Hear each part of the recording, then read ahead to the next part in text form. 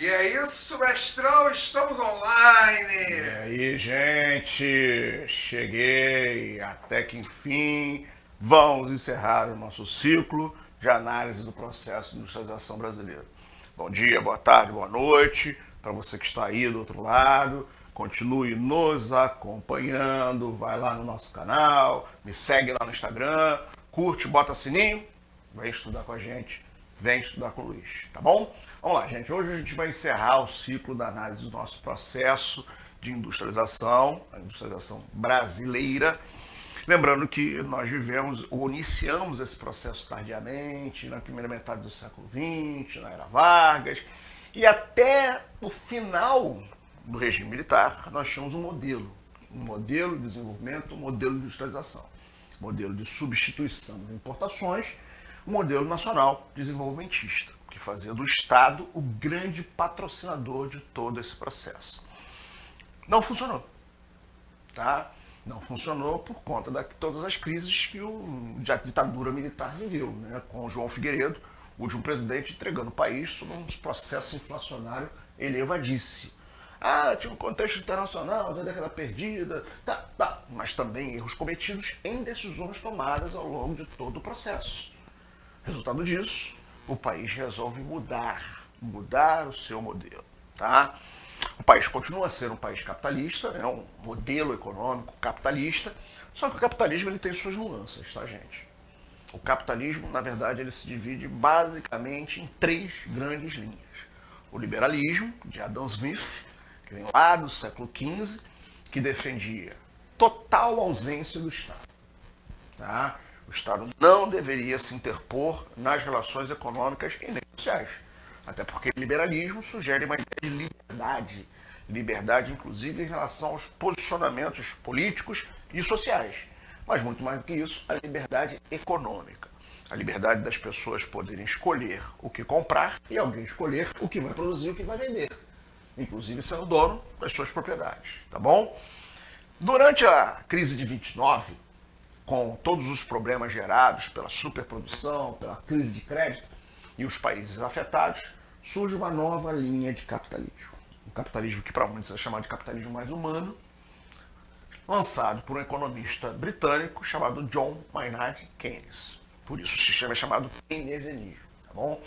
Que defende, em primeira análise, que o Estado também tem que ficar ausente da economia, tá? Mas ele não pode abandonar seus cidadãos. Ele tem que manter o seu papel gerador de bem-estar social, tá bom? Então, saúde, educação, previdência, são coisas em que o Estado deve atuar. E, além disso, o Estado deve ser um fomentador, um estimulador do crescimento econômico. E, numa das estratégias, estimulando através de obras de infraestrutura, já que as obras de infraestrutura que envolvem a construção civil geram uma máquina enorme de produção, de investimentos, enfim, e, consequentemente, de empregos, que faz então com que a roda gire, o tal do ciclo virtuoso da economia, né? Se alguém vai comprar, alguém vai produzir, se alguém vai produzir, alguém vai ter empregos e por aí vai, tá bom? Esse modelo keynesianista ele vai ser aplicado em vários países, aliás ainda hoje né? Os países nórdicos, por exemplo, Noruega, Finlândia, Suécia, enfim, usam esse sistema, tá bom? Porém, na segunda metade do século XX, o capitalismo ganha uma nova roupagem. No primeiro momento, na verdade, ele é só uma ressuscitação do liberalismo do Adam Smith, trazido por esse economista austríaco chamado Friedrich Hayek, que traz a ideia novamente de que o melhor sistema para o capitalismo funcionar era a economia livre, a economia de mercado, sem a presença do Estado, tá bom? Mas esse sistema proposto por ele, como vem no século XX, quer dizer, 6 séculos depois que Adam Smith lança o seu livro A Riqueza das Nações, é chamado de novo liberalismo, neoliberalismo, tá bom? Que vai ganhar corpo nos anos 60, quando, na Universidade de Chicago, nos Estados Unidos, um grupo de economistas estrutura esse sistema, a chamada Escola de Chicago, que vai ter como uma das referências um economista chamado Milton Friedman, que inclusive foi professor do nosso atual ministro da Economia, o senhor Paulo Guedes. Os economistas formados em Chicago são conhecidos como Chicago Boys, e foram convidados durante o governo de Augusto Pinochet no Chile para implantar esse sistema no país, fazendo várias reformas, reduzindo a participação do Estado, Por exemplo, privatizando todo o ensino superior, que fez com que, inclusive, os estudantes, para que pudessem ter acesso, tivessem que buscar empréstimos para pagar suas universidades. E muitos deles, recentemente formados, mas sem conseguirem ser absorvidos pelo mercado, têm enormes dívidas, já começando a sua vida profissional. Tá bom? Mas muita gente achou isso maravilhoso. Por quê? Principalmente depois do fim da Guerra Fria, em que o Estado interventor, que era o socialista, não funcionou, muitos começaram a entender que o melhor era o Estado mínimo e o Estado neoliberal, tá bom? Que defende, entre outras coisas, corte dos gastos públicos, processos de privatização, abertura da economia, para gerar concorrência e diminuir os gastos do Estado, tá bom?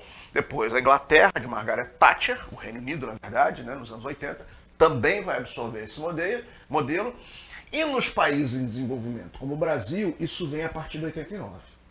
Por que a partir de 89? Porque 89 foi o ano em que o Banco Central Americano, o FMI e outros órgãos se reuniram na cidade de Washington para discutir o problema das dívidas externas desses países. E chegaram à seguinte conclusão: vamos fechar a biquinha.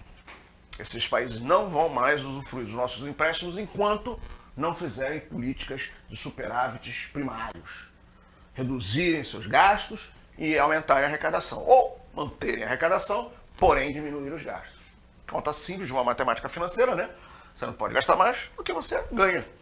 E essa foi... É bom, né, velho? E aí foi implantado, ou passou a ser implantado até por força dessa ação do Consenso de Washington, o modelo neoliberal em vários países. E o Brasil, não diferente dos demais, acompanhou essa linha, tá bom? Bom, essa linha, então, vem sendo implantada no Brasil desde o início da chamada Nova República, com José Sarney. Se bem que Sarney tinha uma preocupação maior, que era a chamada hiperinflação, tá?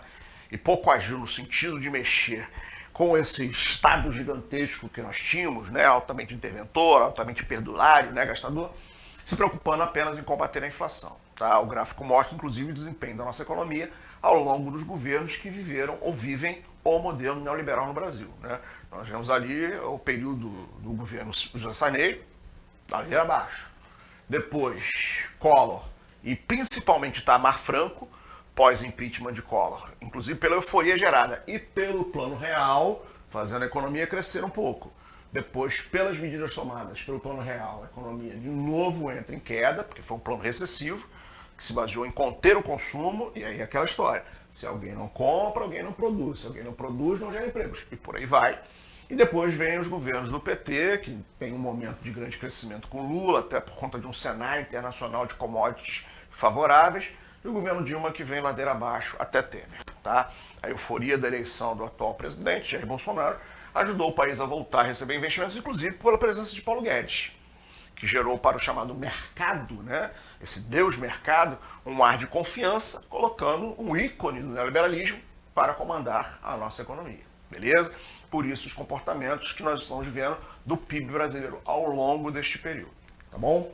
Com o Sarney, como eu falei para vocês, a preocupação era combater a inflação. Lançando o chamado Plano Cruzado, que foi o principal deles, o Plano Cruzado 1, partiu para uma política de congelar preços e congelar salários, para que então se contivesse a inflação. Para quem não sabe, a inflação se baseia em alguns índices, IGPM, por exemplo, né, que medem o quanto os preços estão aumentando. Quando se concretizam ao longo de um trimestre aumentos sucessivos de preços na economia, então se diz que o país está em inflação, um aumento abrupto dos preços dos bens e dos serviços. Tá bom? Em Sarney, isso não funcionou. Por que não funcionou essa política de congelamento de preços e salários para conter a inflação? Porque o salário ficou contido. Não tinha como aumentar, a não ser que fosse por relações entre o trabalhador e o seu patrão. Mas os preços não foram mantidos. Tá? Surgiram inclusive as chamadas fiscais do Sarney, donas de casa, que iam aos supermercados ficar controlando, né, os marcadores de preços, coitados, que quase até apanhavam por causa disso, para que os preços tabelados não fossem alterados. Só que aí surgiu a figura do ágio. Vários empresários começaram a oferecer produtos que não eram tabelados, alegando que os que estavam tabelados não estavam mais à disposição. E com isso, portanto, a inflação continuou crescendo e não funcionou o plano cruzado. Tá? Sarney, inclusive, olha a curiosidade, deixa eu voltar um pouquinho aqui, olha a curiosidade, Pedrão, eu fiz essa continha, olha lá. quanto custava um pote de margarina Doriana? 42 mil cruzados. O que convertendo para hoje seria equivalente ali, ó, a 1 centavo. Caraca. É. Tá? Porque a inflação correu, tudo isso. Não tinha poder de compra nenhuma, gente. O número grande não significava nada. Aliás, é o que está acontecendo hoje, né? Eu lembro que há um ano atrás eu fui fazer uma compra de mercado, eu levei 4 bolsas do mercado, gastei em torno de uns R$ 600. Mês passado, Pedrão, eu fui fazer a mesma compra, na verdade em termos de valor, e levei uma bolsa com R$ 500. É inflação. Né? Nosso salário mantém-se o mesmo, mas os preços vão subindo, tá bom? Isso, portanto, não foi contido. Sarney, só para lembrar, não foi um presidente eleito por sufrágio universal. Tá? Ele não foi eleito pela votação popular. O primeiro presidente brasileiro eleito em voto popular foi Fernando Collor de Mello. Tá? Presidente em que as pessoas elegeram, de um partido chamado PRTB, aliás, PRN, e uma pessoa que não era muito conhecida, mas que vinha com a fama de ser um homem inteligente, até bonito, né? Que falava grosso, dizia que ia combater os privilégios, os marajás.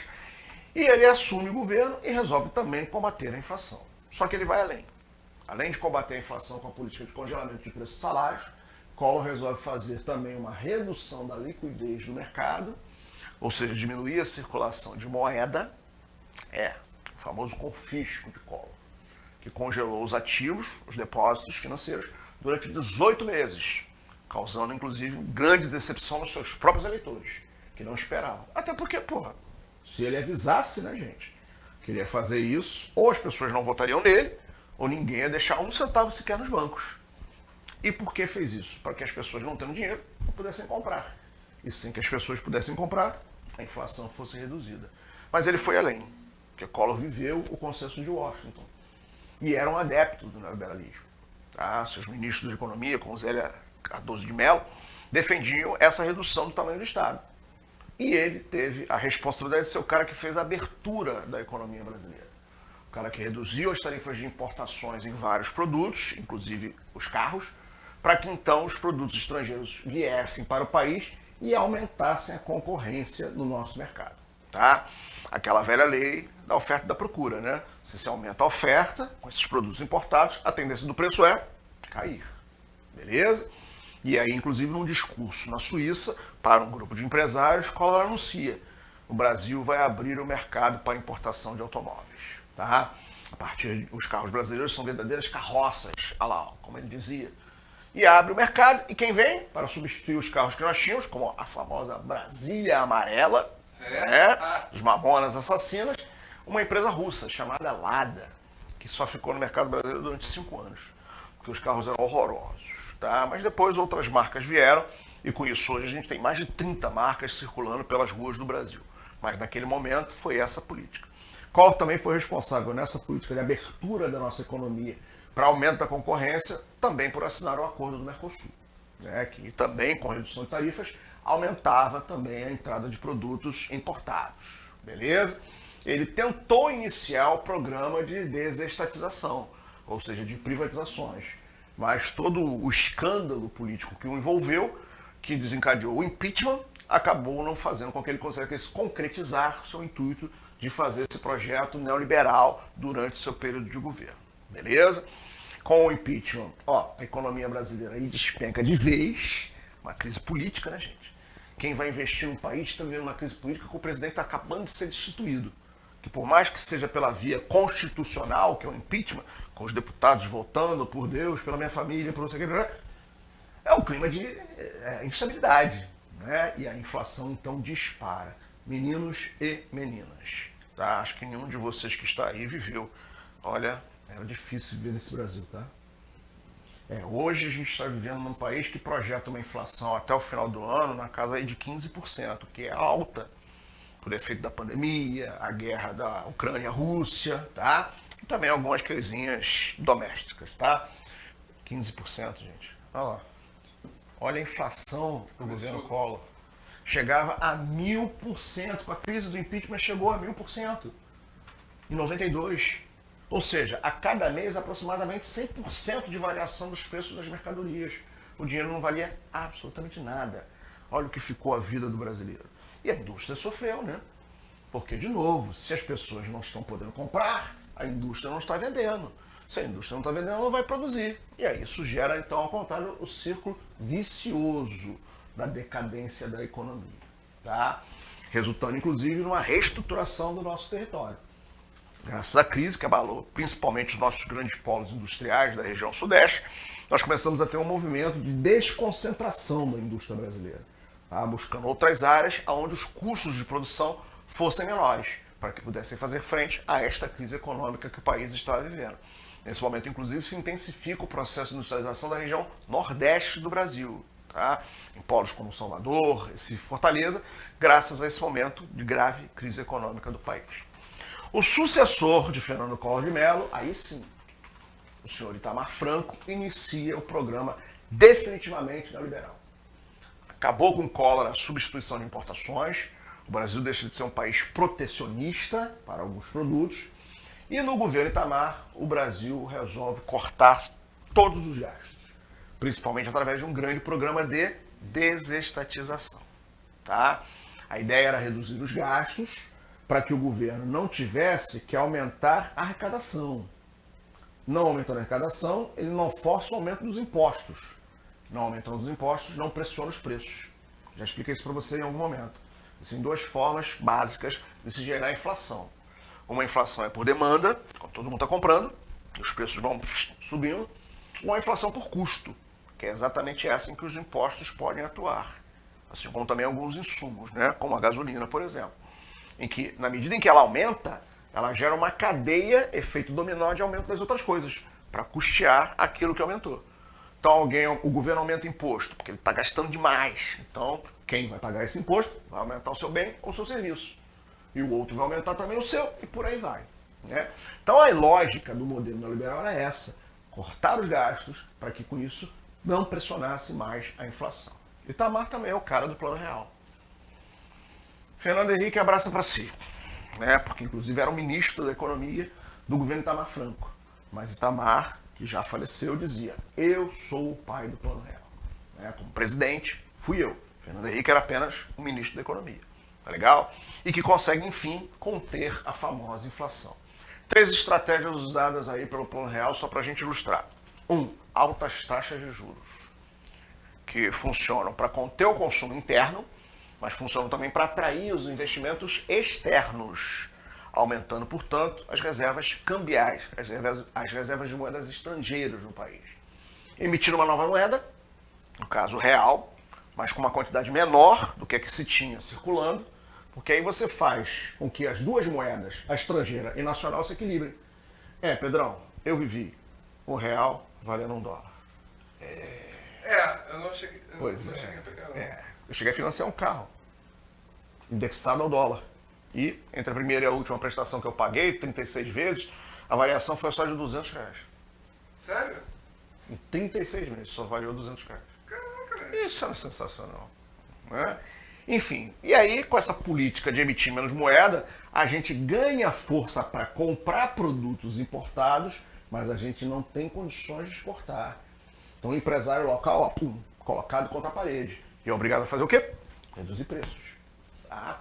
E aí dentro dessa mágica de altas taxas de juros, de nova moeda, reservas cambiais e abertura comercial, ele consegue conter a inflação. Inicia o grande programa de privatizações, que de cara privatiza as empresas siderúrgicas e mineradoras, tá?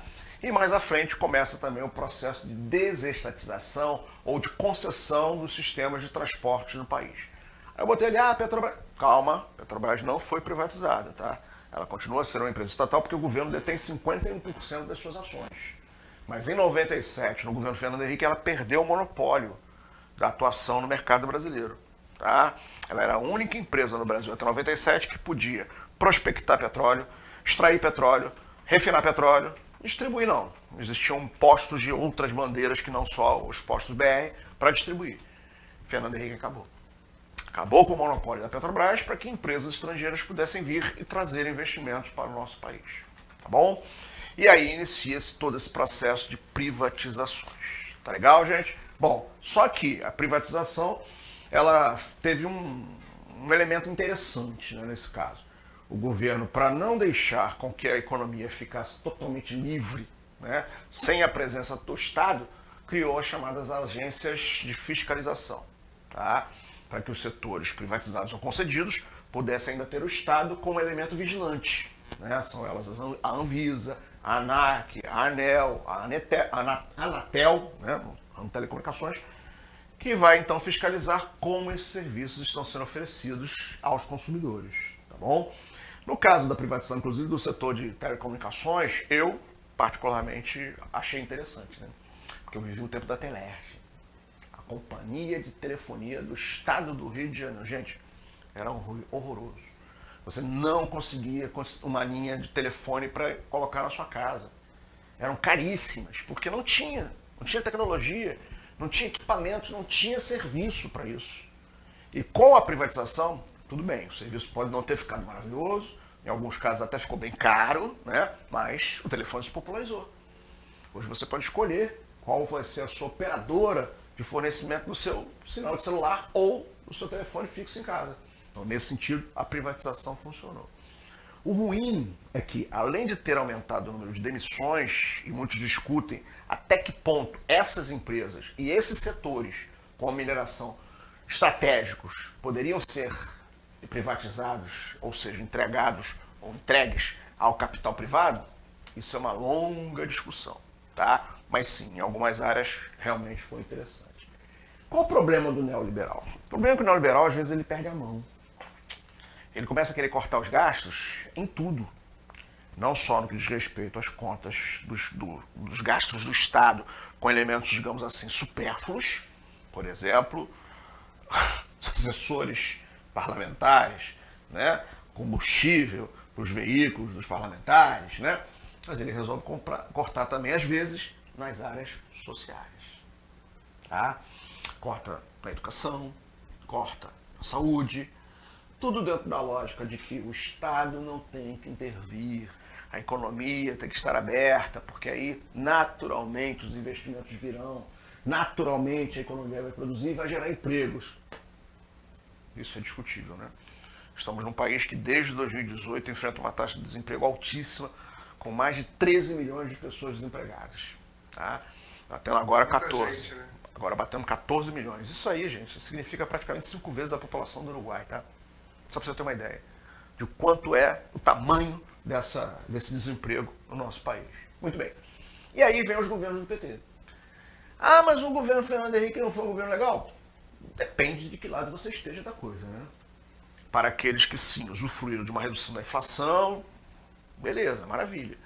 Mas como foi um plano recessivo, que reduziu o consumo, por exemplo, das famílias, tirou o poder de compra, inclusive, de algumas delas, pelas taxas de juros, ele foi um plano que diminuiu a qualidade de vida, também pelos cortes, tá? Pelos cortes feitos nos gastos do Estado. O PT assume justamente por causa disso. Há uma linha tênue entre aquela coisa de dizer que é importante ter uma alternância de poder nos governos, que muitas vezes não vem, gente, só para esclarecer rapidamente, por uma questão ideológica, e sim por uma necessidade de certas classes sociais. Em geral, os governos neoliberais e mais conservadores são eleitos pelas classes mais abastadas. Por quê? Porque querem reduzir gastos com impostos, querem uma economia mais livre, para que possam atuar de forma, digamos, mais competitiva. Mas quando isso atinge as pessoas mais pobres, com esses cortes, salário, saúde, educação, e a qualidade de vida diminui, aí as pessoas lembram que existe o outro lado, que é o lado dessa chamada esquerda keynesiana, que vai então investir mais em programas sociais e melhorar então a qualidade de vida da população. Então não é uma questão de ideologia, de esquerda, direita, católica, não, é uma questão de necessidade. Essa alternância acontece em quase todos os países do mundo, gente, que são democracias, claro. Né? Nesse momento, por exemplo, na Europa tem vários países da esquerda, como a Espanha, Portugal, né? A Finlândia, a Noruega, assim como temos em outros países, como o Brasil, Reino Unido, né?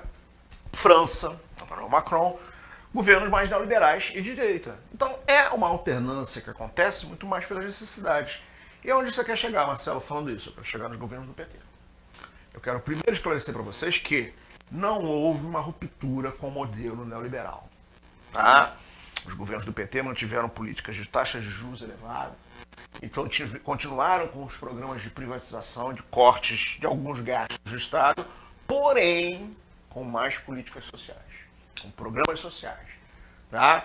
E aí nós temos uma lista enorme dos programas sociais implementados ou até aprofundados, tá? Durante os governos do PT, como Bolsa Família, o Fome Zero, Minha Casa Minha Vida, que aliás tem dois papéis, né? Além dele ser um programa para conceder moradias às camadas mais baixas da sociedade, ele também teve o intuito de fazer aquela coisa de estimular a construção civil, tá? E que, aliás, foi uma das coisas que estimulou o crescimento da economia, principalmente durante o primeiro mandato de Lula, que além de ter tido um aumento bastante significativo do consumo pela facilitação do acesso aos créditos, tá? Para financiamento de carro, imóvel e tal, também teve esse estímulo à construção civil, tá? E outra coisa, uma política muito boa, aliás, um momento favorável para a exportação de commodities. Era um momento em que a China estava ali, ó, super acelerada, né? Inclusive se preparando para a Olimpíada de 2008, virou um canteiro de obras e pronto, comprando cimento, comprando aço brasileiro e outras coisas que ajudou também a economia brasileira a crescer, tá? Mas nem tudo são flores, né? Também cometeu seus erros e sem entrar na área dos escândalos, né? Um dos grandes erros dos governos do PT, o excesso de gastos. Tudo bem, áreas sociais, maneiro, eu, beneficiei pra caramba, né? Eu virei servidor público durante os governos do PT. Então, nesse sentido, nada a reclamar. Mas alguns gastos realmente saíram do controle, tá? E isso, aliado a toda uma relação política, desencadeou o impeachment da presidente Dilma. Muito mais político do que econômico, diga-se de passagem. Mas não vamos entrar nessa área, isso aí deixa o professor de sociologia, né? Isso aí, né? Vamos falar de economia, vamos falar de industrialização brasileira. Então é importante manter a ideia de que os governos do PT não romperam com o modelo neoliberal, tá? Inclusive os críticos falam isso. Porque o Lula surfou nas vantagens deixadas pelo Plano Real, como por exemplo o controle da inflação. Sim. Não podemos negar. Os bancos lucraram muito, lucraram. Inclusive por causa dessa facilitação de acesso ao crédito. Gente financiando carro em 5 anos e depois ficando inadimplente, porque não tinha mais condições de pagar, né? Então isso sim, estimulou a economia e também ajudou aos setores privados, né?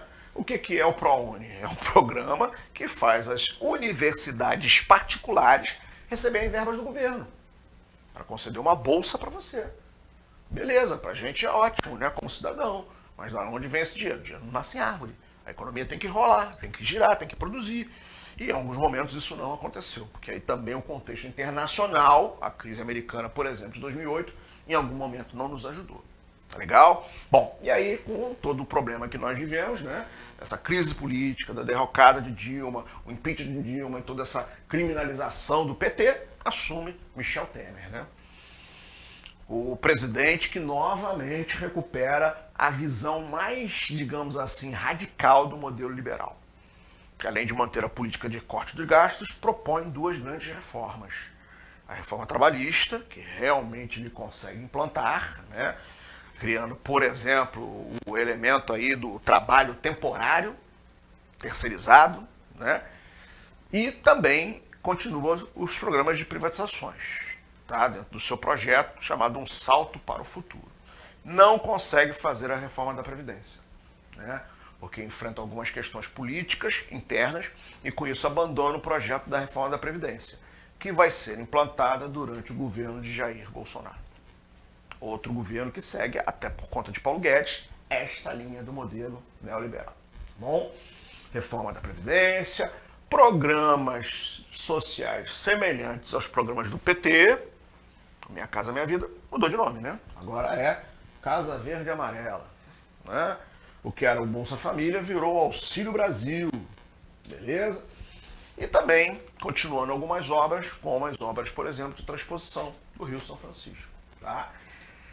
Algo que a gente não pode também negligenciar, né? Que a crise da pandemia também prejudicou. O Brasil vive hoje um momento muito difícil, com consequência da guerra na Ucrânia, a inflação dos combustíveis, a inflação dos alimentos, enfim, e também os efeitos da pandemia. Mas também há problemas internos que prejudicam o nosso crescimento econômico. tá? Bom, enfim, então esse foi o período neoliberal da economia brasileira, tá legal? Só para a gente recapitular, Collor implanta a abertura da economia e nos governos Itamar e Fernando Henrique Cardoso nós vamos iniciar os programas de privatizações, redução de gastos do Estado. Beleza? É isso aí. Conseguimos então fechar esse ciclo. Vamos então para os nossos exercícios. Yes. Beleza? Vamos lá. Primeira questão. Em um passado muito próximo, mais precisamente na década de 90, assistimos no Brasil e em outros países subdesenvolvidos a aplicação de uma prática que nasceu na Inglaterra e nos Estados Unidos. Mais precisamente nos governos dos presidentes Margaret Thatcher e Bush. Baseava-se na política de que tudo que é público não presta ou dá prejuízo. Assim, a saída para o problema eram as privatizações e as restrições às políticas sociais e trabalhistas. Há coisas muito interessantes para a gente comentar, né? Quando a crise de 2008 abalou a economia americana e também outros países, é importante lembrar que o governo americano é que interviu para ajudar algumas empresas a se manterem vivas. Ou seja, faço o que eu digo, mas não faço o que eu faço, tá bom? Grande parte das empresas americanas conseguiram passar pela crise do ramo imobiliário, Lehman Brothers, enfim, 2008, pelo apoio e pela intervenção do governo americano, o que contraria a doutrina neoliberal. Mas vamos lá, vamos seguir. Atualmente, nosso país, devido às mudanças políticas em nível do governo federal, estamos assistindo uma tentativa de retomada dessa política, denominada de reformista. Não, né? Reformismo está muito mais para aquela teoria demográfica, né? Que defende que não é a pobreza que gera, não é a população que gera a pobreza. Isso é o contrário. É a pobreza que gera a população. Também conhecida como teoria marxista, né? As pessoas não fazem filhos, não ficam pobres porque fazem filhos. Elas fazem filhos porque são pobres. Essa é a ideia da teoria reformista. Legal? Neoliberal? Pode ser. Marxista? Não, porque se aproxima da reformista, né? Globalizante? Não, isso não é política econômica, isso foi ação de integração mundial. Então, sim, a política brasileira hoje é a política neoliberal. Questão facinha, vamos passar para a próxima, então. Beleza? Bom, número 2 diz: considerando as características da agenda básica do atual governo federal para o Estado brasileiro, assinale a afirmativa verdadeira. Letra A. A agenda econômica defendida pelo governo federal tem forte viés nacionalista, de transformação social e econômica, amparada nos polos de desenvolvimento regionais, alvos prioritários dos investimentos estatais. Nada de Estado, nada de Estado. Estado não interventor, Estado mínimo, é aquilo que defende o neoliberalismo. Então não é o que a gente quer, não é o nacionalismo, tá? Pelo contrário, uma economia mais aberta. Patriotismo, tá, mas não nacionalismo econômico, tá bom? Letra B, do ponto de vista social e econômico, a agenda do atual governo federal se caracteriza pelo aumento de gastos sociais e do déficit público em favor de uma política desenvolvimentista com expatriação de excedentes. Não. Por quê? O atual governo, o modelo neoliberal, é um governo que preze pelo aumento dos gastos ou redução dos gastos? Redução dos gastos, né, gente? É o tal do superávit primário, as contas do governo, tá? E é um governo que pensa em aumentar o déficit público? Não, reduzir esse déficit público, né? A ideia é de gastar menos e arrecadar mais, tá legal? Tanto que, vamos lembrar, nesse momento, os órgãos de fomento à pesquisa no Brasil não têm dinheiro. CNPq e CAPES não conseguem fomentar pesquisas porque verbas foram cortadas, tá? Letra C. A política econômica adotada prima pela industrialização por substituição de importações, financiada pelos superávites primários da balança comercial do país. Acabou a substituição de importações, gente. Falei para vocês, ela vigiu até o final dos governos militares. Sarney não foi um neoliberal, mas também não manteve essa política, tá? Porque a preocupação era conter a inflação, tá legal? Letra D. A política econômica neoliberal, conduzida pelo Ministério da Economia, caracteriza-se por progressiva privatização de empresas públicas, sim, em que pese a resistência do processo de privatização com a liberalização dos mercados de capitais. Sim ou não? Sim, é a nossa resposta, tá? Privatização, a liberalização da economia, sempre com a preocupação do que o capital, o chamado mercado, né, o mercado financeiro, vai entender desses processos. Tá legal? Dá para fazer mais uma, Pedrão? Dá Vamos fazer mais uma então. Vamos lá. Questão 3. Leia o texto abaixo. O Brasil convivia com altas taxas de inflação, chegando a atingir, em 1993, a cifra de 2.700%, segundo o índice de preços da Fundação Getúlio Vargas. Então, em fevereiro de 94, o governo federal lançou a URV, Unidade Real de Valor, uma moeda provisória que antecedeu a implantação da moeda definitiva, o real, em 1º de julho de 1994. Com base no texto acima, sobre o plano real, é correto afirmar que, vamos lá, letra A, foi lançado pelo presidente Itamar Franco, e conseguiu acabar com a elevada inflação e, devido a isso, proporcionou a reeleição do presidente. Itamar governou só o finalzinho do governo Collor, tá? Depois vem Fernando Henrique Cardoso, surfando na onda do sucesso do Plano Real, tá? Letra B, foi implantado pelo presidente Fernando Collor e teve como uma das características medidas de bloqueio das contas bancárias, além do congelamento de salários. Não foi implantado pelo Collor, né? Até tá certinho aí a opção, mas não tem nada a ver com o Plano Real. O Plano Collor, o dele era o Plano Collor, que aliás, oficialmente, Plano Brasil Novo, tá? Letra C, foi implantado pelo presidente Fernando Henrique Cardoso, que conseguiu acabar com a elevada inflação devido ao congelamento de salários. E falei para você quais foram as linhas básicas do Plano Real, né? Taxas de juros altos, emissão da nova moeda e a abertura comercial. Beleza? Letra D, foi implementado pelo presidente Itamar Franco, que, entre outras medidas, equiparou a moeda brasileira ao dólar e conseguiu controlar a inflação. Garoto, falei na aula, R$1, $1. Foi uma das coisas que nos deu capacidade de comprar produtos importados, tá bom? E dificultou as nossas exportações, para que o empresário local diminuísse seus preços e contivesse, portanto, a inflação. Então, a nossa resposta é a letra D, tá? Ele está lá iniciado no Plano Cruzado, o Plano Cruzado foi Sarney, né? Lançado pelo presidente Fernando Henrique Cardoso, então misturou tudo ali fora disso, tá bom? Pedrão, dá para fazer mais uma? Tá. Então vamos lá. Mais uma vai ser a nossa última questãozinha de hoje. Vou deixar uma para vocês como dever de casa, hein? Vou cobrar. Vamos lá. A ascensão de uma administração neoliberal no Brasil não pode ser considerada como corno ou como um caso isolado. Corno, um caso isolado, como um caso isolado, tá?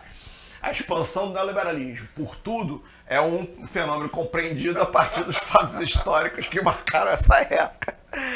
A derrubada do Muro de Berlim, o fim da Guerra Fria, a crise dos pensamentos ligados às correntes socialistas e, finalmente, a vitória ideológica do capitalismo. Bom que o Bolso botou ali que é vitória ideológica, né? Moça, né? Professora Alice Martini, tá bom? Porque a ideia de que o capitalismo venceu a Guerra Fria é equivocada, tá? Haviam muitos problemas também na economia dos países capitalistas. Os Estados Unidos, por exemplo, tinha uma dívida externa altíssima, gastos aos gastos na corrida bélica e armamentista. Tá? Sobre as políticas neoliberais adotadas no Brasil, é correto afirmar que, vamos lá, letra A, essas políticas ocorreram a partir dos anos 70, já vou parar por aí, né? Nos anos 70 a gente está vivendo ali milagre econômico, a gente tem um Estado extremamente interventor que patrocinou grandes obras, as obras faraônicas, então a gente não tem política neoliberal. A política ainda é nacional desenvolvimentista, tá? Letra B, a adoção de tais políticas foi associada ao êxito do controle inflacionário conquistado pelo Plano Real, implementado por Fernando Henrique Cardoso e baseado na valorização da moeda brasileira. Olha, é aquilo, né, gente? Foi Itamar Franco, mas alguns acreditam a ele como ministro, mas não como presidente, o sucesso do Plano Real. Vamos ver se tem outra opção melhor. Vamos lá. Letra C. A mudança cambial ocorrida a partir do início dos anos 90, aliada a uma maior taxa de produtos estrangeiros, possibilitou a economia do país a crescer bastante. Maior taxa de produtos, não. Collor já tinha derrubado as taxas, né, gente? A abertura comercial se baseia nisso, em você reduzir taxas alfandegárias e abrir o mercado. Tá? Letra D diz, a balança comercial do país ficou positiva durante as décadas de 90 e 2000, uma vez que as exportações superaram as importações. Não, o que eu te falei? Moeda valorizada. Se a moeda está valorizada, você tem dificuldade para exportar, você tem mais facilidade para importar. A balança foi deficitária. Tá? Bom, letra E. O Estado aumentou as linhas de crédito para a maioria das empresas do país, o que fomentou a produção e a competitividade das manufaturas nacionais no mercado externo, promovendo assim a recuperação econômica que até hoje, até então, se encontrava estagnada. Não, o plano real foi um plano recessivo. Então não houve grandes crescimentos econômicos, tá bom? Mas sim conteve a inflação. Então, apesar de não ter sido ele, o autor, como presidente e sim como ministro da Economia, essa é a nossa melhor opção, tá bom? Gente, fechamos então o nosso ciclo de análise do processo de industrialização brasileiro.